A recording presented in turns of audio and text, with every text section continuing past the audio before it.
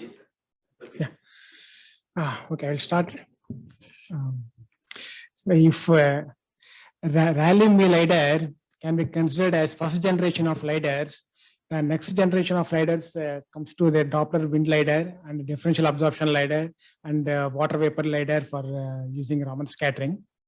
So which is multifold complexity when it comes to the building a system. So I will be talking about how to build a wind lidar or a O3 lidar and what are the technical challenges we have faced. And before starting about that, if I don't talk about the scattering process, which elder speakers have spoke about, it will not be a full-fledged presentation. So I'll just talk about the Rayleigh scattering and Mean scattering. So Rayleigh and Mean scattering, they're considered as elastic scattering, where when we send a signal of one wavelength, the backscattered signal also will be of the same wavelength. And if the returns are from the particles where the size is very big, then it is called as a Mean scattering. And if the size is of the comparable to the wavelength of the signal, then it is called as a Rayleigh scattering. And if the outgoing signal wavelength and incoming backscattered signal wavelengths are different, then it is called as a Raman scattering, and which is a very weak scattering compared to Rayleigh and Mean. So this is one more a well-known equation. So the Rayleigh scattering, if the intensity, the backscattering intensity is proportional to the 1 by lambda to the power of 4. So higher the wavelengths, the intensity will become less and less. So we always to go for a shorter wavelengths for getting more power. And so this is that. So the basic characteristics, if you see for a Rayleigh and a Mean scattering, the intensity of scattering light varies nearly as inverse of the fourth power of interactive wavelength as per this equation, and the backward scattered energy is equal to that of forward direction. And when it comes to Mean scattering, the properties are like that. The ratio of incident light wavelength, the particle size is important. That is 2 pi a by lambda. A is the particle size. So this is how the Rayleigh scattering. It is the scattering is in all directions 360 degrees. And in the case of Mean scattering, if the particle is smaller in size, the scattering strength is more in the forward direction and weak in the backward direction. And if the scattering, the particle is very large, then it becomes comparable. The backscattered and this one becomes comparable. So if we talk about in a polar diagram, so it looks like this one. So this is the forward diagram, forward scattering, and then there will be a sort of lobes here, side lobes, backscattered and side lobes here. So now this slide was taken from a book from the laser remote sensing. So this gives a everything in a one sheet here. So what you are looking for and what type of system you want to build and what are your objectives. Say if you want to look for the objectives, your objectives are like a scattering of aerosols you want to see, then what you need is a backscatter lidar, and what you need is an elastic backscattering lidar of the like a Mean lidar. If you are looking for temperatures, like stratospheric temperatures, we need a Rayleigh lidar, and of course, then it becomes a elastic lidar again. And if you are looking for a, of course, there are a string of lidar systems are there. And if you are looking for a Ozone measurements, there are two measurements are there, two lidar systems are there. One is the differential absorption lidar, and another is using Raman dial system. And if you are looking for tropospheric temperatures, then we have to go for a vibrational Raman lidar. Like so, different types of lidar systems for a different set of objectives. And finally, if you want to go for a wind lidar system, we have to go for a Doppler lidar, and this can be either by Doppler shift of aerosols or clouds or molecules. And again, so one single lidar cannot measure all the properties of an atmosphere. So now I will go into this to technological developments. I will go for the initial Doppler lidar. So outline of the talk will be like I will be talking about what are the various measurement techniques are there for measuring the wind winds in the atmosphere, and the generic Doppler lidar system, and then how a typical Doppler lidar system looks like. And we have taken NARL Doppler lidar system as an example, which is the best one. And then the errors are discussed here. And then we'll go for a dial ozone lidar, the design considerations and the various features of the dial system. And then again, a typical dial system and how it was built, and then some basic output profiles what we got. So if you go for various types of wind measurements, basically there are two are there. One is the direct measurement techniques, and another is the Doppler wind technique. In the case of direct motion detection technique, it is based on the first principles where the signal is impinged on a smoke plume or aerosols or aerosol cloud, and then it is tracked. So this is a smoke plume, say smoke plume is used as a tracer, and then how it is moving, at what rate, the rate of displacement gives the displacement at velocity. And the Doppler wind technique is the more important one for us. So again, the Doppler wind technique, there are two are there, coherent technique and incoherent techniques are there. So coherent, we'll go into that one. So this is the first one, what I was talking about. And so here there is a smoke plume is there, and then the lidar system is aimed at these smoke plumes, and then this lidar is moved from one direction to another direction, and then this is tracked here. So this is the coherent Doppler lidar system. So coherent Doppler lidar system, as we know, in the case of like the defense radar like that, there will be one signal which we are sending into the atmosphere, and then the return signal will have some shift in the Doppler shift will be there, and then in the receiver system it will be mixed with reference laser, reference wavelength laser, and then the whatever signal is coming out that contains the delta F, that is the Doppler shift. So that delta F will be in the optical domain. That we have to convert into the RF domain, and then do the various signal processing techniques to extract the Doppler shifts, and finally get the wind motions.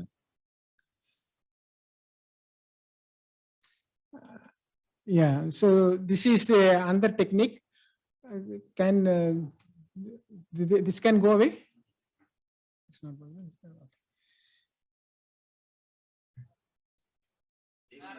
Yeah, it is direct detection. So here we use one small filter here, which will have about 1 picometer bandwidth here, and it is called as an optical frequency discriminator or frequency to amplifier discriminator. And again, in this kind of systems, when it comes to the realization of narrowband filters, there are two techniques are there. One is the Fabry-Perot interferometer based, and another is iodine gas cells. Iodine vapors are used, or otherwise it is called as an atomic absorption lines, like edge filters here and iodine I2 absorption lines. So this is the most important one what we are talking about. So this is iodine and Fabry-Perot echelon. These are the two techniques which are mostly used for calculating detecting the Doppler shift from the atmosphere.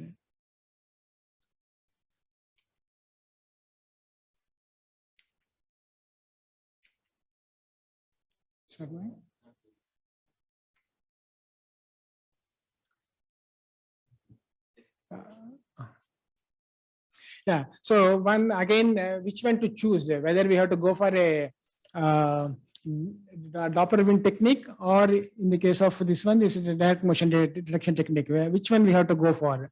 So the first one is a Doppler wind technique. So here is a Rayleigh-Mead Doppler lidar. So here we can measure the winds from 0 to 60 kilometers. They are possible if we can remove the mixed scattering contribution.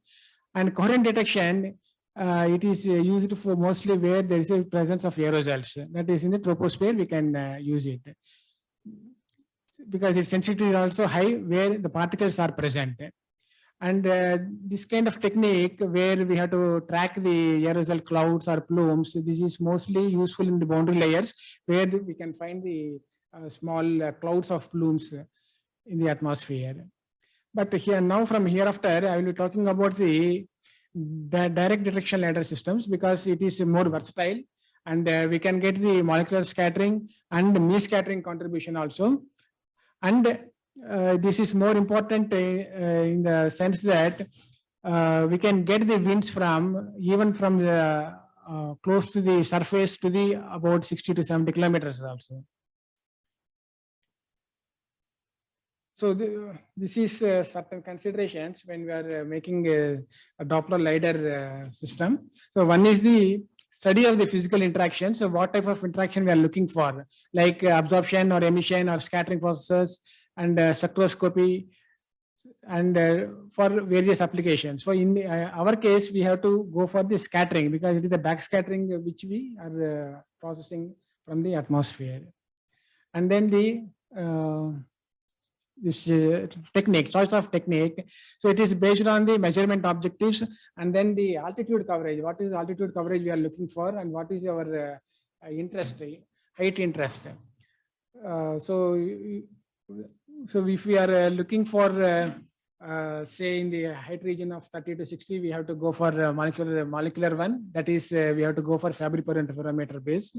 So like that we have to go for. And then the signal to noise ratio, what we are looking for, and the height coverage in terms of signal to noise ratio. And then the choice of wavelength, spectral width, and a laser frequency control, a receiver, and what type of detector to use, whether to go for a APD or a PMT, and then based on the measurement requirements.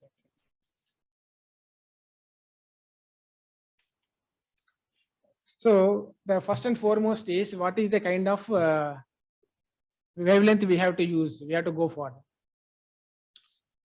So as we have seen there, we are looking for basically in the middle atmosphere, say about 30 to 60 kilometers, where the molecular scattering is predominant. We have to go for low level of wavelengths, that is 532 or 355 or further down to 66. But based on the availability of the systems, laser systems, we have chosen about 532 nanometer. That is falls in the visible region. And then the spectral width of the laser, because every system, when it is giving a output of a signal, there will be a specific signal width, spectral width will be there. And it should be smaller than the molecular scattering width, the spectral width. Now, molecular spectral width is of the order of 2 to 2.5 gigahertz for different types of temperatures. So it varies from 2 to 2.5 gigahertz spectral width. So our spectral width should be very, very smaller than that. At least it should be 1/5 or 1/10 of a laser system. I mean that molecular spectral width. On the other hand, if you see this aerosol broadening, if you see, this is a molecular broadening from the atmosphere, which is very, very wide, that is 2 to 2.5 gigahertz. This aerosol broadening is very high, I mean very small, but the intensity is very high. So to make a laser system of this much narrow spectral width is very, very complex. So we go for a molecular scattering as a signal for the processing. So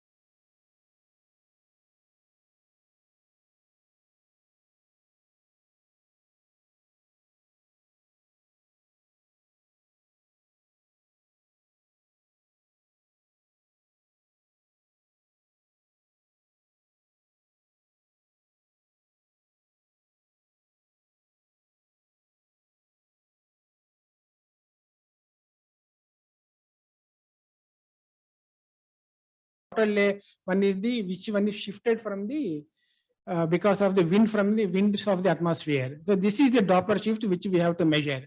So if we can measure the amplitude of amplitude difference, that is delta I between this outgoing and the reference, I mean reference and the incoming, then that is a function of the wind shift.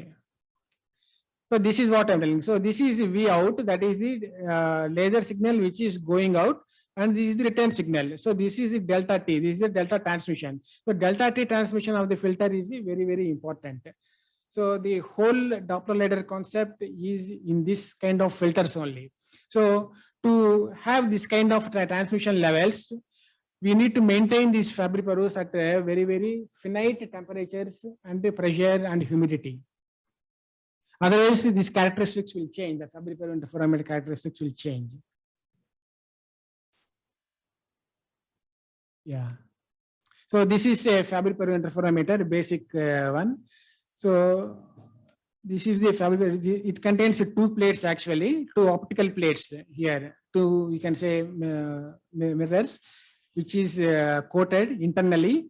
So when the signal is falling in the Fabry-Perouse, there is multiple reflection will take place between the two plates, and then finally very sharp signal width will come out from this Fabry-Perouse.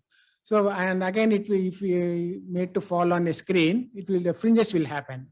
And if these fringes are plotted in terms of time domain, it will look like this one. That is the area distribution of the Fabry-Perouse interferometer. That is well-known thing of a filter. So this free spectral range and the full width of maximum, they are all the different Fabry-Perouse interferometer values, which we should not worry too much. So, but the whole thing is, this is the Fabry-Perouse interferometer. When the signal is falling in this, because of the multiple reflections, fine spectral width will come out of that one. So there is another technique, what I was telling, that is edge technique and fringe imaging technique. So the fringe imaging technique is actually it will fall, the detector is a CCD imager here in the case here. So, and this is the, if you say this is CCD image, CCD pixels, number of pixels are there here in this one, it will fall here. And then this is the incoming signal, it will fall like this. And if there is a shift is here, so it will shift from here or here. Delta F will be here or here. So we have to take a reference spectrum, outgoing reference spectrum we have to take, and then we have to compare the incoming spectrum and outgoing spectrum. So that shift and then broadening will give both wind and the temperature here. So that is the basic difference between the fringe imaging and edge technique. So now which one? Okay, there is one more here. This is iodine cell based is there. If you see this, there are certain gas cells are there, like iodine are there, which have a typical absorption spectrum at 532 nanometer. Iodine has a typical absorption spectrum at 532 nanometer, or you can say transmission spectrum here. So it is, which is very, very narrow. So if we use the iodine cell at this particular wavelength, and if you see the output of the iodine cell, then also we can measure the amplitude changes. So that amplitude changes is proportional to the winds. Now we have three different techniques are there, or one component used in two different ways, and then there is another gas cell is there. So which one is the best one? Whether we should go for edge technique or a fringe imaging technique here. So it has both edge technique and fringe imaging techniques have different advantages and disadvantages. So if we want only the winds to be measured, then edge technique is the best one because it has better accuracies. And if you want to go for both wind and temperature, fringe imaging technique is the best one. Iodine vapor, though it has very good characteristics, to maintain this pressure is very, very difficult. So usually it is not preferred. So now having got the how to go about that wind calculations, we are using a filter. So we have to measure the zonal and meridional winds, that is the north-south and east-west winds. So this is the LiDAR system here. So this is in the vertical direction, and then we move the total LiDAR in the east-west direction or north-south direction. So this is the, if you try a conical cone here, so we'll get this is one V direction and a U direction here. So the total essence of the thing is we have to find the north-south and the east-west flowing winds. So this is the data analysis flow diagram. So we get the wavelength shifted backscattered intensities from the Fabry-Pérot interferometer, which is used as a filter. And then Doppler shifts are calculated by taking inputs from this is called as a wavelength to amplitude conversion table. So this is a lookup table, a sort of lookup table is there, which is originally generated using reference lasers. And then we need to know the scattering ratios if we are looking for a lower atmosphere. And then the atmospheric ambient temperatures are also very important if you are looking for the exact wind information. And then using all this, we get a Doppler shifts here. And then radial wind profiles are calculated, and then UVW computations are calculated using these are well-known equations. If one is familiar with the radar terminology, one can know. But if can ignore the LOS, I mean, if you can ignore the vertical winds, then it will simply become VRE by sin gamma. You know, it will become like a very simpler. It becomes a simple equations of using the coordinates of the system in the angle which we are sending the laser. So this is under one. So finally, how to get the radial velocities? So we send the first signal into the atmosphere in the vertical direction and then in the oblique direction. So we subtract the signal from the oblique from the vertical direction to get a function of the delta shift. So that delta shift is compared with the that VTF conversion table, which is a priori generated. Yeah, so this is the some if you go to the system specifications of typical Doppler LiDAR specifications. So what we are using is a direct detection, and it is a single longitudinal mode laser. Single longitudinal mode laser we are using because to get the spectral width as narrow as possible. And then the region of operation, we are using 30 to 50 kilometers because we are using only for the molecular scattering only. We are not looking for aerosol scattering. And data acquisition is by photon counting. And mostly the observations are during the evening hours. And the feed is through an optical fiber because the entire system has to be moved in different directions. If photon multiplier tubes are attached to the system, receive system, it will it will take a different shape actually because of the weight. And of course, this is the photograph when it was first operated by the then chairman in the presence of then Director NARL. And this is the basic some specifications.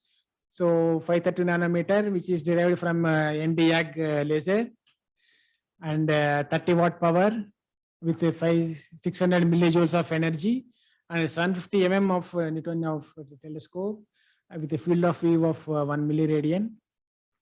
And the receiver has a 1 nanometer filter transmission, 1 nanometer IF bandwidth with 48% of transmission. Yeah, so this is the type of block diagram. If you must have seen the how as the simplified block diagram looks like, a simplified LiDAR block diagram. It will have a pulsar laser system. This is what is addition from the simple LiDAR system, which is a CW seeder.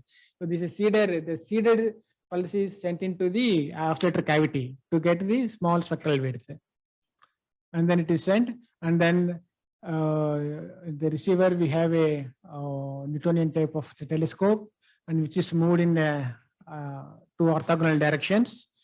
Through an optical fiber, it is sent into Fabry-Pérot, which contains two channels, reference channel and measurement channel. So this reference will give the wind information here.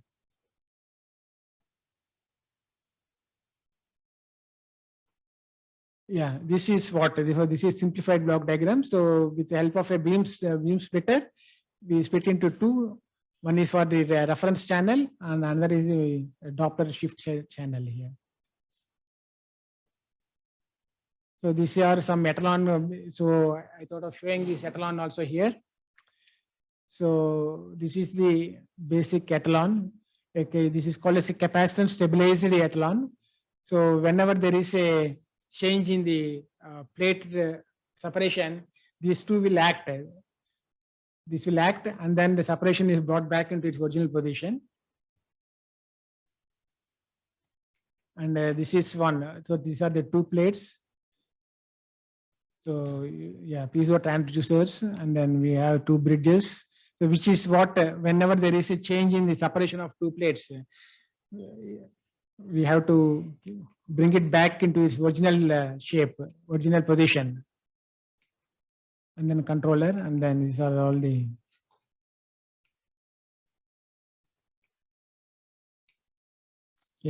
So this is finally, this is the how we are using the Fabry-Perot. So two receivers, one channel is here, one channel and another channel. So these are all the typical observations I am showing here, and there are more observations are there. So this is what we have taken. You may have 10 minutes more. Okay, sir. Yeah. So these are some typical observations what I am showing here. So this is when we have operated the laser system in the lower atmosphere up to 20 kilometers. So what are the error sources while calculating the wind measurements? So one is from the Fabry-Perot interferometer. Because of the thermal stability, there will be some error will be there. And of angle of incidence also. If the angle of incidence is slightly angular, then it may give an error in the winds.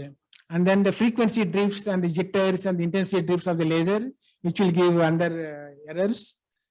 And then the steering mirrors, these mechanical inaccuracies will give again some more errors here. And then the beam pointing accuracy of the laser source. So all this will form into errors in the final wind calculations. Okay, this I will skip here. So this now I will talk about the differential absorption lidar system for ozone.